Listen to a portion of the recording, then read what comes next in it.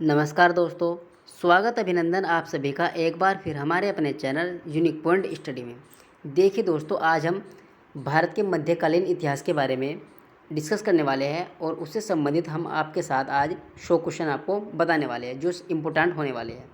ठीक है दोस्तों, तो बिना टाइम गवाए हम वीडियो को स्टार्टिंग करते हैं। पहला क्वेश्चन आप स्क्रीन पर देख रहे होंगे दोस्तों, किसके शासन में 1398 ईस्वी में तैमूर ने दिल्ली पर आक्रमण किया था?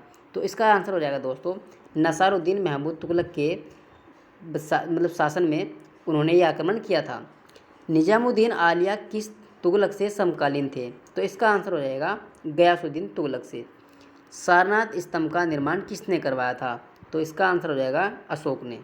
नेक्स्ट क्वेश्चन है, अशोक के सारनाथ स्तंभ के निचले भाग पर कौन कौन से जानवर निरूपित है? तो इसका आंसर हो जाएगा दोस्तों, हाथी, घोड़ा, सांड एवं सिंह निरूपित है।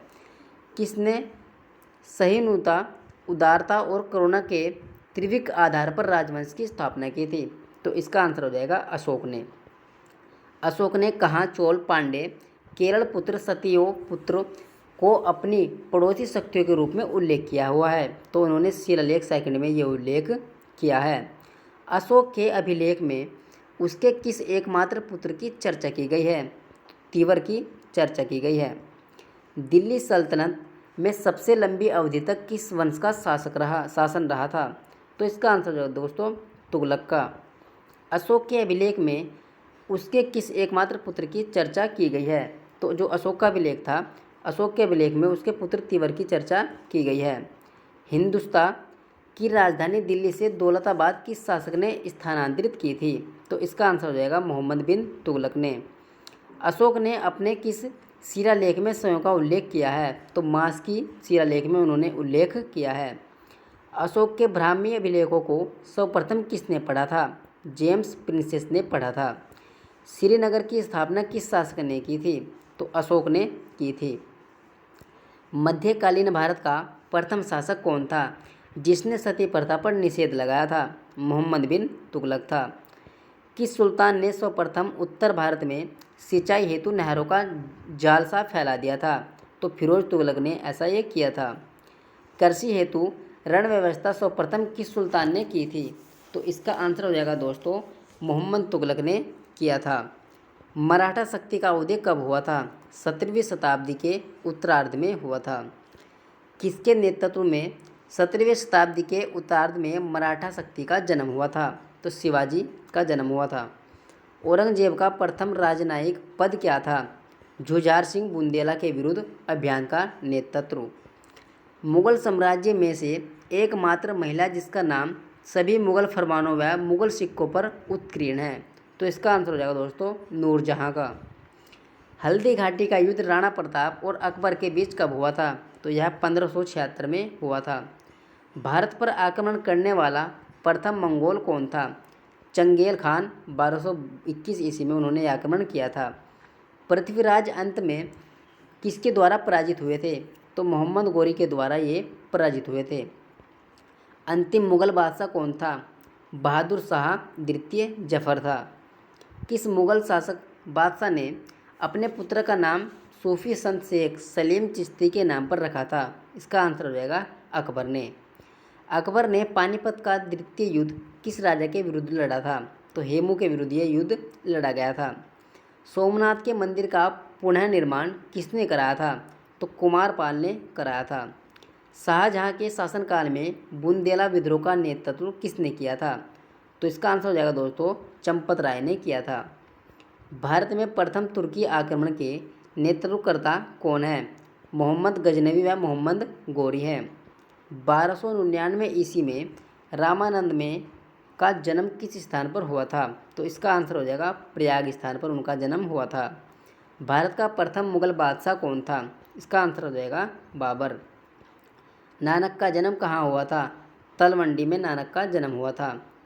1448 ईस्वी में चित्तौड़ में विजय स्तंभ की स्थापना किसने की थी? तो राणा कुंभा ने स्थापना की थी। किस स्थान पर कबीर की समाधि स्थित है? महगर स्थान पर कबीर की समाधि स्थित है। गयासुद्दीन तुगलक ने मंगोल आक्रमणों को कितनी बार विफल किया था? तो उन्होंने 29 बार विफल किया था। वह प्रथम मुगल सम्राट कौन था जिसने अपने सिक्कों पर अपनी तस्वीर खुदवाई थी? तो वह आपका जहांगीर था। मुगल शासक बाबर ने भारत पर कितनी बार आक्रमण किया था? तो उन्होंने भारत पर 5 बार आक्रमण किया था। भू राजस्व की दर किसके शासनकाल में सर्वाधिक थी? अलाउद्दीन खिलजी के शासनकाल में।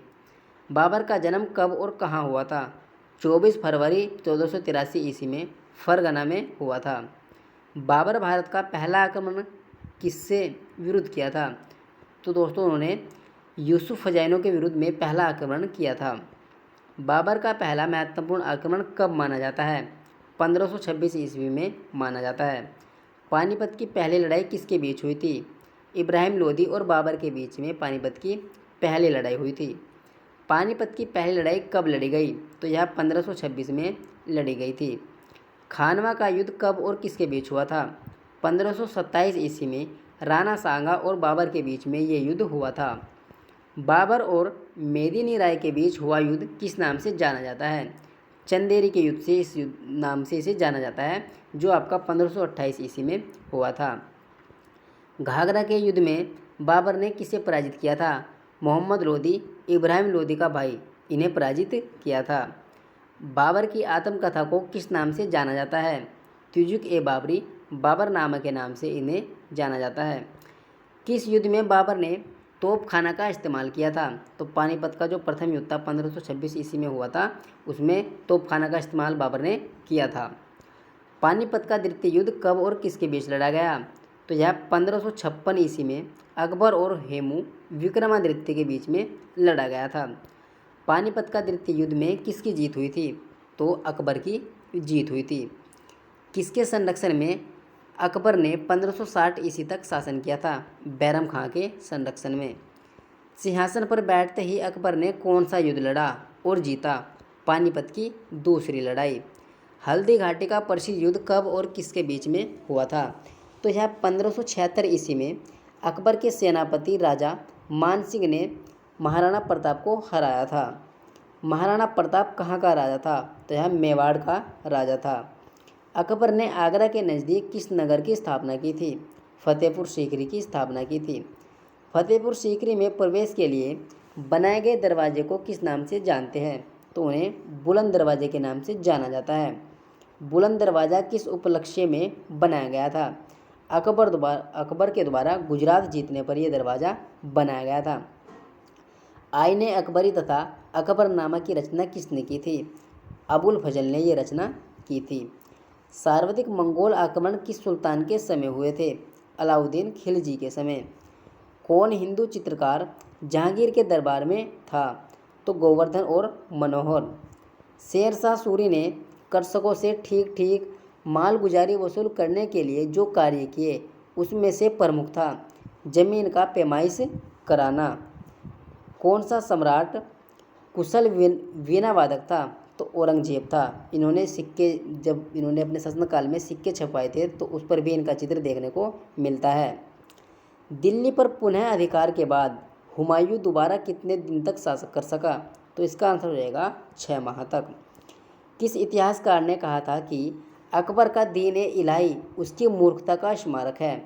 तो V.A. स्मिथ ने कहा था।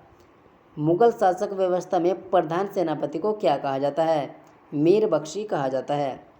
अकबर ने पानीपत का द्वितीय युद्ध किस राजा के विरुद्ध लड़ा था? तो उन्होंने हेमू के विरुद्ध ये युद्ध लड़ा था। भक्ति आंदोलन को दक्षिण भारत से उत्तर भारत में कौन लाया था? रामानंद लाया था।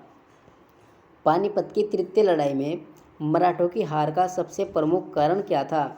इसका आंसर हो जाएगा आपका भावों ने लड़ाई 2.5 मास के लिए टाल दी।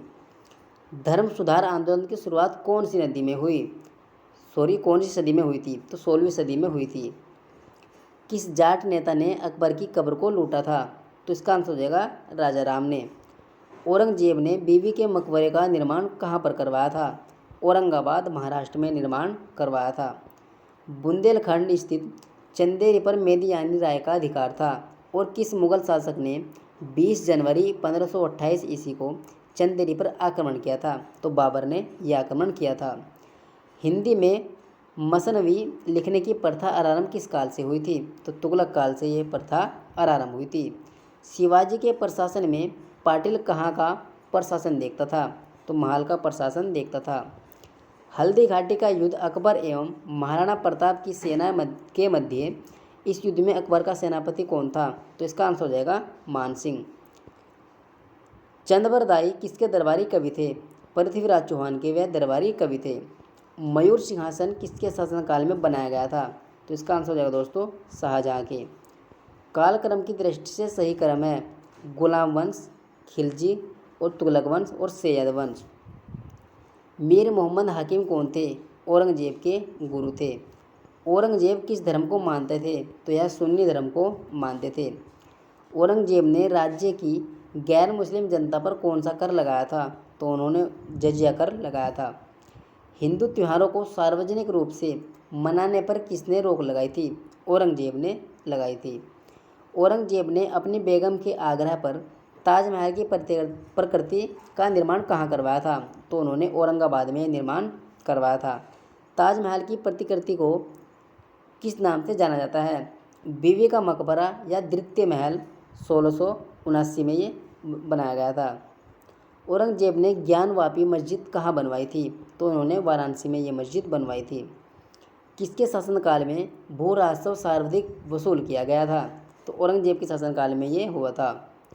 रबिया उल दौरानी का मकबरा महाराष्ट्र किसने बनवाया था? तो ये औरंगजेब ने बनवाया था। आगरा के लाल किले में मोती मस्जिद का निर्माण किसने करवाया था? ये भी औरंगजेब ने ही कराया था। कौन सा मुगल सम्राट कुशल वीणा वादक था? इसका आंसर भी औरंगजेब ही हो जाएगा। साहेब अकबर के नाम से किस मुगल शासक को जाना जाता है? तो बहादुर शाह को जाना जाता है। ईरानी आक्रमणकारी नादिर शाह ने किसके शासनकाल में दिल्ली पर हमला बोला? तो मोहम्मद शाह के शासनकाल में दिल्ली पर हमला बोल दिया था। भारत से कोहिनूर हीरा और मयूर सिंहासन कौन लूटकर ले गया था? तो नादिर शाह ले गया था। पानीपत का तीसरा युद्ध किसके बीच हुआ था? अहमद शाह अब्दाली और मराठों के बीच में पानीपत का तीसरा युद्ध हुआ था। पानीपत के तीसरे युद्ध में किसकी हार हुई थी? मराठों की हार हुई थी। बक्सर का युद्ध किसके बीच लड़ा गया? बंगाल के नवाब मीर कासिम और अंग्रेज़ों के बीच में ये युद्ध लड़ा गया था। बक्सर का युद्ध कब लड़ा गया? 1764 ईस्वी से लड़ा गया था, जिसमें अंग्रेज़ों की जीत हुई थी।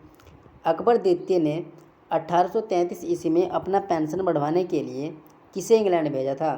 तो राजा राम राय को इंग्लैंड में भेजा था। गद्दी पर बैठने के बाद औरंगजेब ने कौन सा कर समाप्त कर दिया था? राहदारी और पानदारी कर को औरंगजेब ने समाप्त कर दिया गया था। वीडियो अच्छी लगी तो चैनल को सब्सक्राइब जरूर कर लीजिएगा दोस्तों। Thanks for watching. Thank you.